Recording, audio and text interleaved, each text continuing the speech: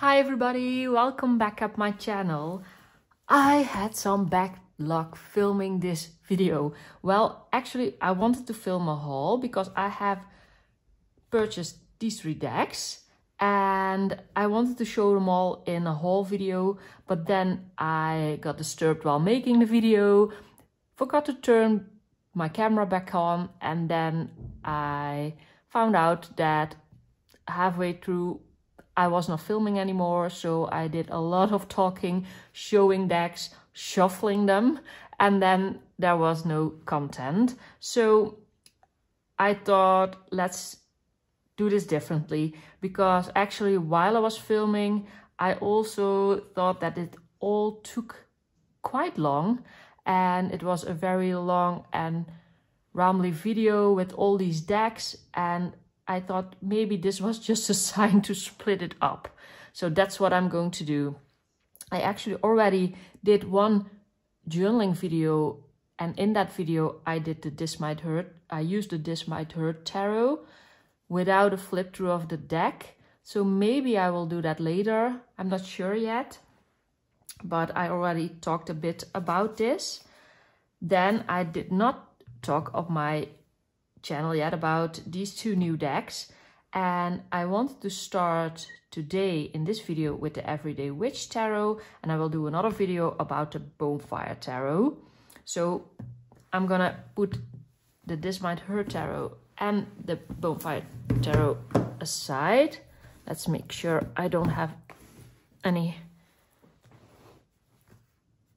bad lighting because I put them there. I work with the natural lighting because I thought that was really nice to show the cards.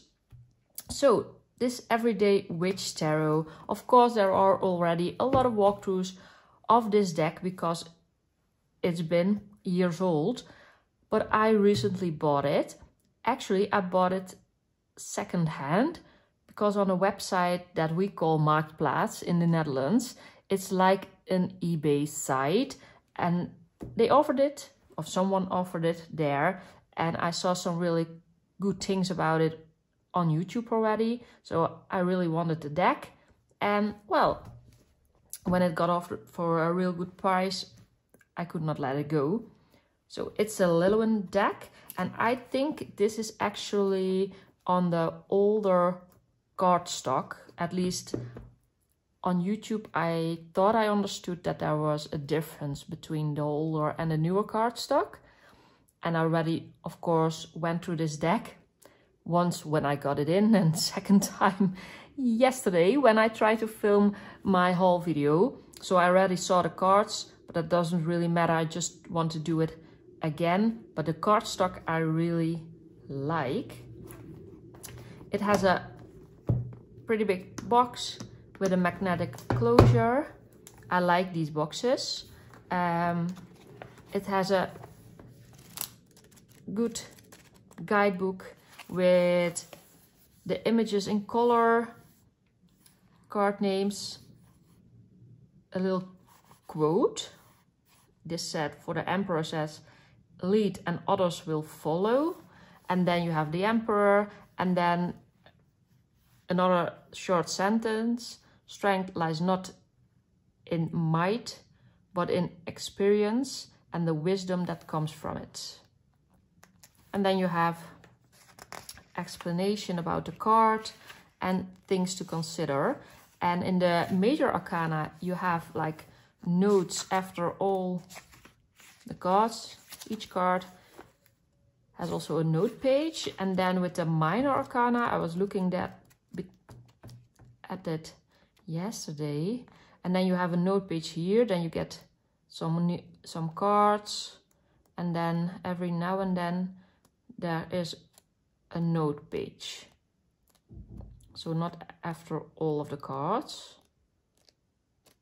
So that's how this guidebook works. And you also have some spreads in there. Something about the creators is in there, and that's how it starts. The author and the artist. And here I see that this is a second printing 2017. So that's why I thought this might be the older cardstock. Now, next to the guidebook, you have the cards. Here you can see the back of the cards. And in comparison to the This Might Hurt Tarot, which has a really thick and glossy cardstock, this is actually quite a thin pile of cards, but I really like the way that feels in my hand. My hands are not that big, and this is actually a thinner, more floppier cardstock, but it shuffles as a dream. I really, really like it. It has a little bit of a sheen, but it's not shiny or glossy. So that's it. And what I really like is that it's a borderless card. So you have a real big image on there. I like the banners that they used. I actually also really like the font. It's really readable. So that's about the cards. And then let's start flipping through this deck. I can already say that I really like the way it's depicted. I'm not practicing witchcraft, but I really like the images of this deck. And I like the way the Fool looks with the broom, because actually the first thing that I thought was, okay, will the broom work when she walks off that cliff? Will it carry her? Will she fly away? Or will she just drop into the ocean? I really like the way that they did that with this card. The Magician, pretty much how we know it. It's an RWS based deck. So if you know the RWS, it's pretty easy to read with this deck. The High Priestess, you can see the RWS things in there, of course, with the pillars, the dark and the light. But of course there are books. There is not the Torah or the roll that you are used to, but I really like that she has the tarot cards, this bowl, and the runes. And of course, a lot of knowledge from the books there. The veil is there. You cannot see water behind the veil, so that's a bit different. The Empress, pregnant here. Yes. The Emperor. Really like this as well. This card I really like. The Hierophant. Still, it's a teacher with students, but of course not a pope-like figure. Like the way they did that.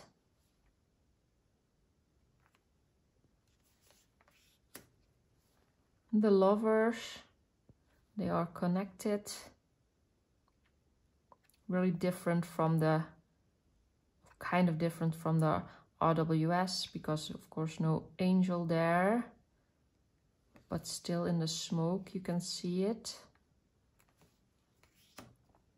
The Chariot with a bike and the two ways,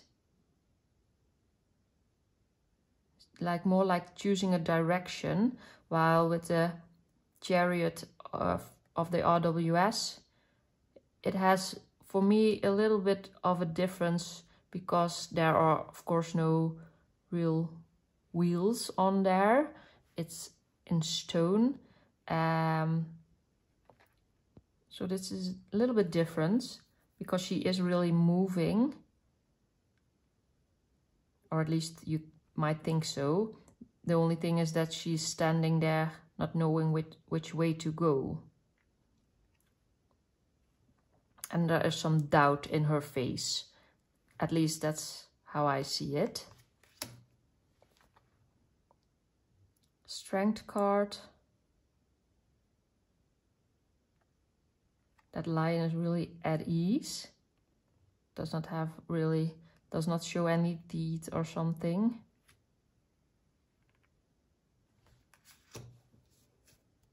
The Hermit. I like this. In the woods. Oh. I've been doing some messing up of my pile here. The Wheel of Fortune. I like the way this is depicted. The Wheel of Fortune is not really my favorite card in any tarot deck, I think, but I really like what they did with this. Justice. You see one eye peeking underneath.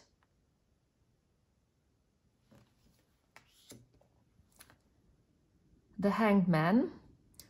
At first I thought, oh, there are 2 feet that are stuck here, but he does have the key in his hands, so he can easily unlock himself. The Death card.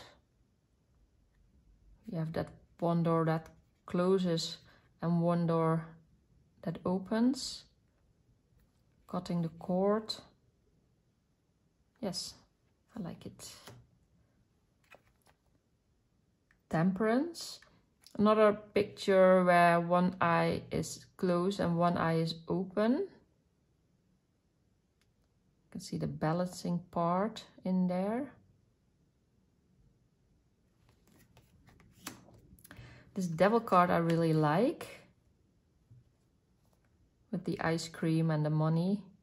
I like the take that they have on this one. The Tower. Instead of a lightning strike that comes from above, this card makes me think that she did this with her wand, and then she would be the external factor that made this tower crumble and go down.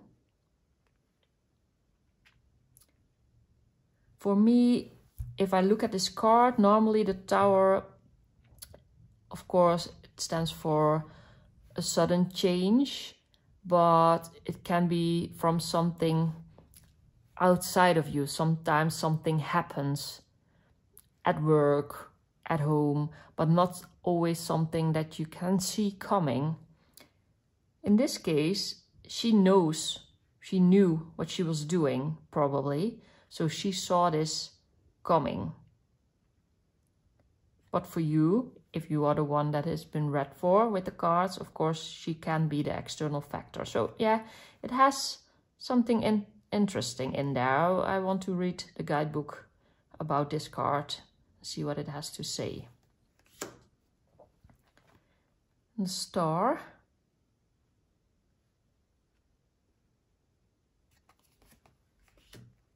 The Moon. I like this reflection of the cat, and then it's a jaguar, I think.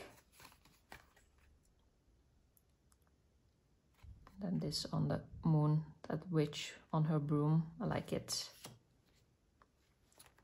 The Sun card.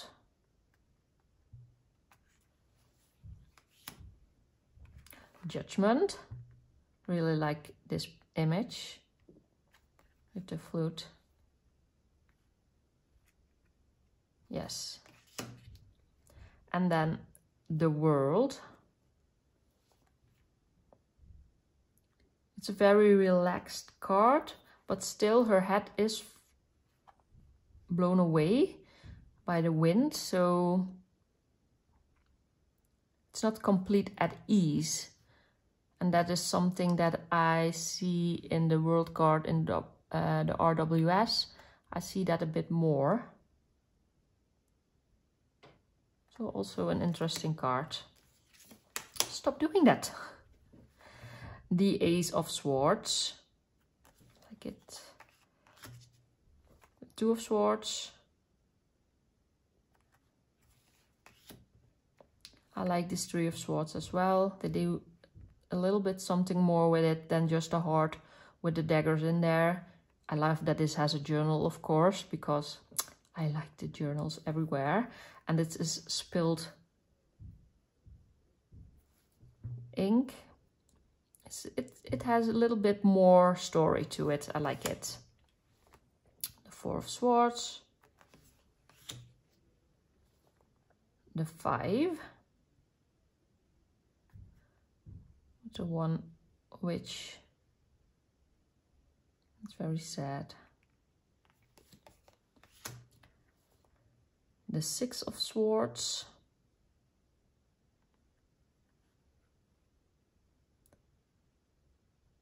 Seems like they are all sitting on this broom, right? 7 of Swords. Is he or she leaving those two behind, or is he or she also taking those with? Nice that you have that choice. The 8 of Swords.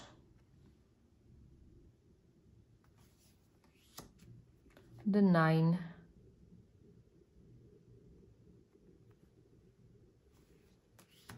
And the 10 of Swords. The Page. Like it. Also like this card, the Knight of Swords.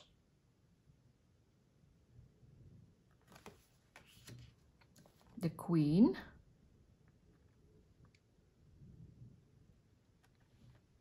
Bit of on her iron throne, right? And the King of Swords.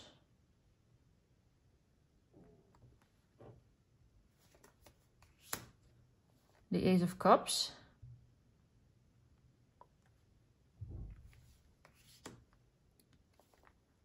The Two of Cups. I like this card a lot.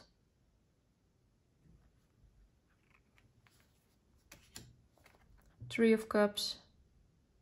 Very relatable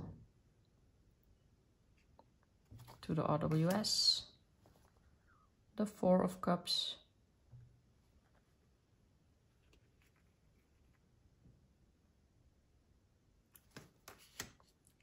The Five of Cups. If only she also saw that feast going on behind her. Six of Cups.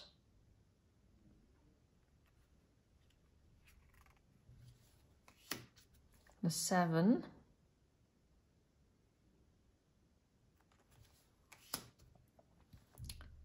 The 8 of Cups.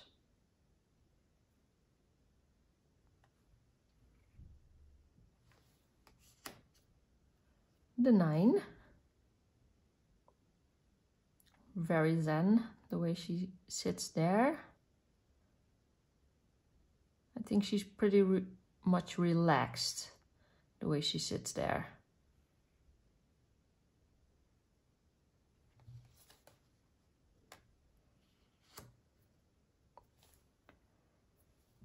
And the 10 of Cups, instead of the rainbow, you have the rainbow cloth here. Really nicely done. I like it. It's different, I like it. The Page of Cups.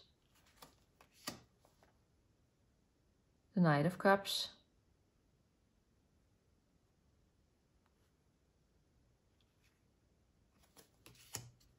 The Queen of Cups, not in her chair here, but standing on the shore with her shell. She's also pregnant.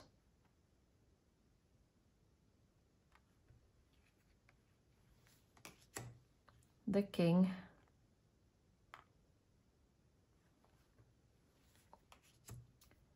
Ace of Wands. The Two of Wands. I like the fire in these two.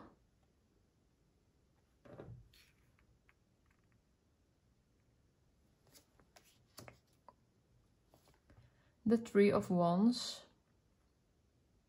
There are no boats here in this water, but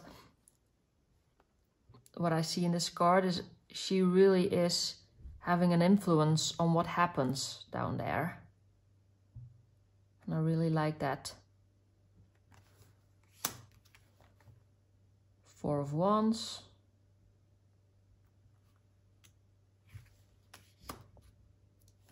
The Five. The fire down here. It's boiling hot, making a fire. And even the cats look like they are in a quarrel with each other.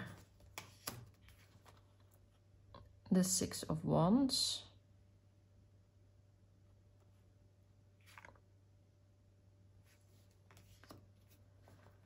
Seven. Driven into this corner. The Eight of Wands.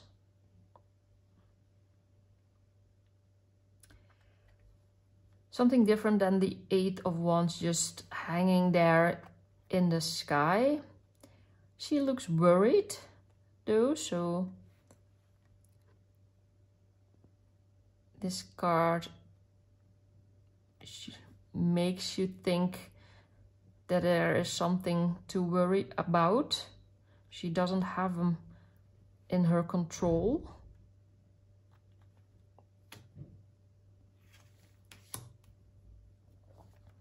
The Nine of Wands.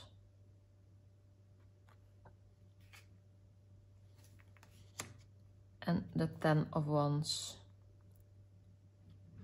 Carrying the heavy brooms. Page of Wands. The Knight.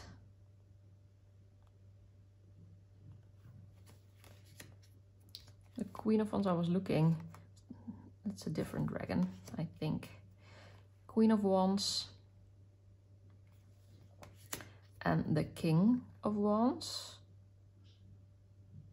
Very nice. The Ace of Pentacles.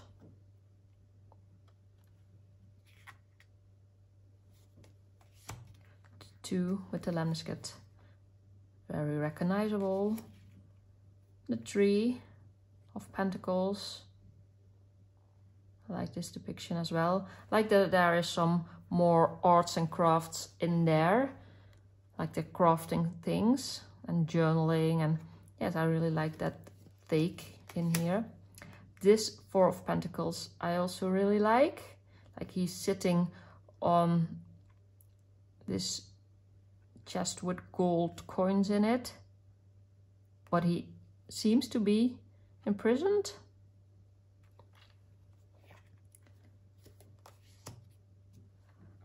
The Five of Pentacles. A little bit different that this is of course a house. Doesn't look like a church. The Six of Pentacles.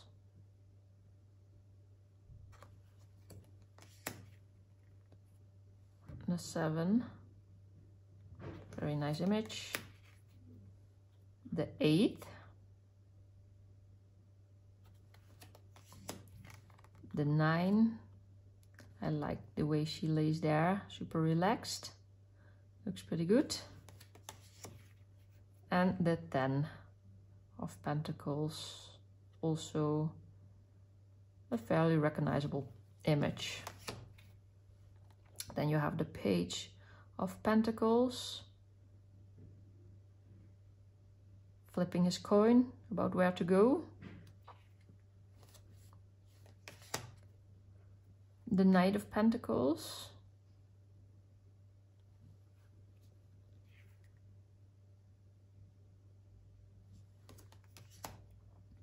Then the Queen.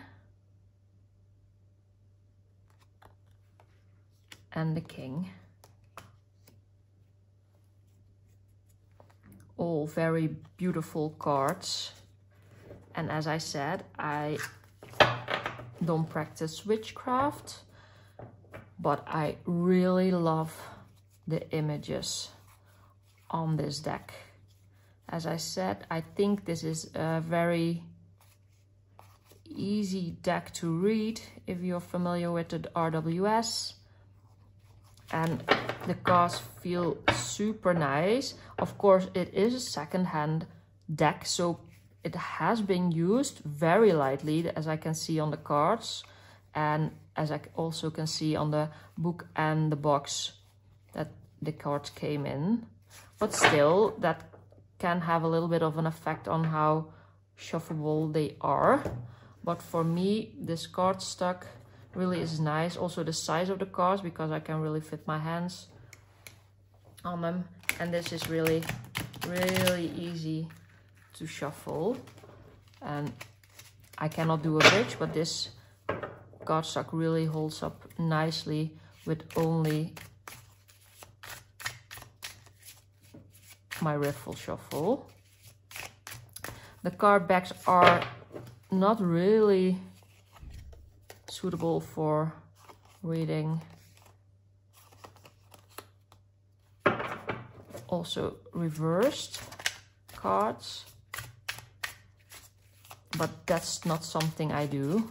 I always read with the shadow part of the card in mind, so that's not something that I actually actively try to have reversed cards in there. So with the shuffling, I'm not paying attention to it. I try to keep the cards all in the same direction. Well, let's see which card I have for today. And I will try to film my journal with me after this. Probably will be a sped up version, not make this video way too long. And I will try to film that today, but I don't know if I have time for it. And if I do, then you will see the same card in there as I have now.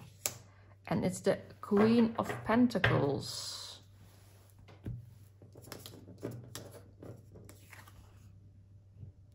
I love it. I like the card. I can understand what it means for me today. I had a work from home kind of day, being at ease, being relaxed in what I do. So yes, super nice card and a really, really lovely deck. I will put the cards back in the box for now. And then I'm going to say I will see you in my journaling part. And as you might see from the clothes that I'm wearing, I didn't make it that day to do my journal part of this video. But of course that doesn't really matter, because I'm just going to shuffle up my cards in this video and show you what the card of the day was that I did film the journal part.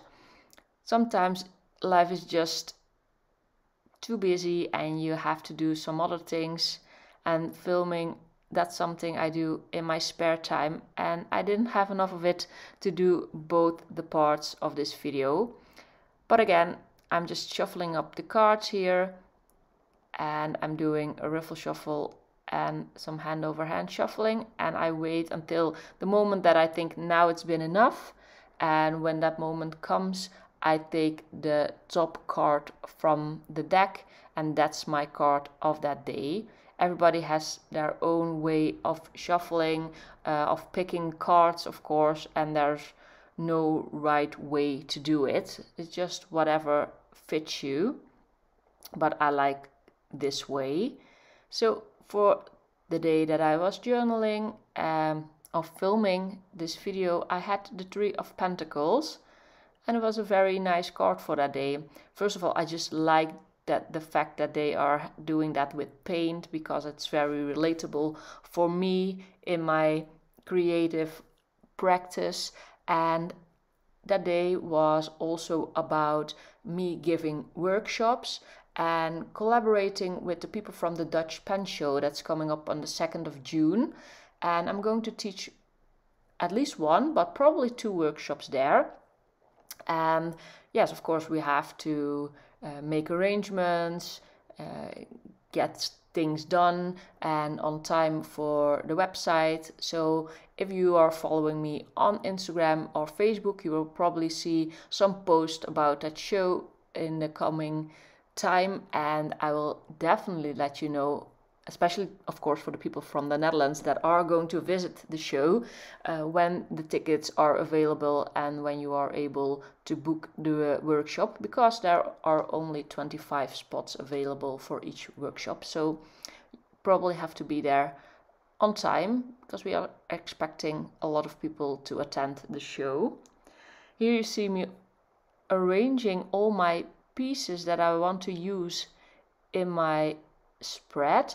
I have some stickers as always, and I have some stickers printed on clear sticker paper, and I have some printed on regular sticker paper, and it's really nice to layer with them because the prints on the clear sticker paper, they kind of meld into your page, but when you want to layer them, of course, because they are transparent, you can see the image underneath. And for the boy and the woman that's reading the tarot cards, if you put like a flower sticker underneath them, it will show up through their faces if you put them on a transparent paper. So I print those stickers on white sticker paper just because it's easier for me to layer them like that. Here I have my blue grit washi tape. I just like the color combination, keep it all within the blues. Sometimes I just take colors that are contrasting, like I do here with the yellow, but the yellow and the blue are actually also in the stickers, so all the colors come back in my spread. And sometimes it's nice to use colors that are also in the stickers, and sometimes I just like to mix it up and use different colors.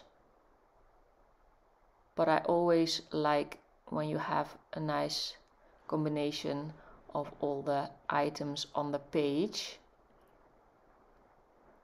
And that's something I will gonna teach during the workshop as well, how you can combine your stickers. It's so easy to work with stickers. It doesn't cost a lot of time, that's why I started doing it, but you can still make your pages look very pretty. And as you might see later on, I also like to use stamps and quote stamps, and I really thought this quote stamp that I was using on this page, or that I'm going to use on this page, you will see that a little bit later, really fits with my card of that day. I will always try to combine things that I did during a day, like my boy was doing some gaming and he's actually practicing his typing exam, because it's very nice if he can do that before he goes to high school. And I was of course busy with my journal practice and my tarot practice, so I wanted to depict that with this sticker of the girl with the tarot cards in her hand. And here you see me playing with some of my flower stickers, and you can actually see that they are transparent very well when I put them on there, because the part that goes on top of the washi almost completely disappears, because the washi is darker and it shines through the sticker, and then the girl will go on top. As you might know by now, I always put in a sticker for my card of the day, because I want to flip through my pages and see which cards that I pulled. And actually it's very helpful for me to see, oh, did I pull a lot of major arcana cards, did I pull a lot of cups, a lot of pentacles, a few days in a row, for example, or within a month, and then I don't have to read all my pages. I can just see it easily when I flip through. The same thing is with the little part that I always put in there for what I'm grateful for. It's also easy to look back on, and most of the times that are nice things that happened during a day or some things that made me happy, made me grateful. So they are nice, just short sentences to read back. And that's also why I like to decorate my pages. Just when I flip through my journal, it's really just something that makes me happy to flip through it, to see all the nice images, to feel the way I felt that day, because as I said, the colors, the images that I use for the stickers, they really are, yes, the way I feel during a day. So that's nice to look back on. Here you see me stamping a little label for the date, because I really try to date all my pages,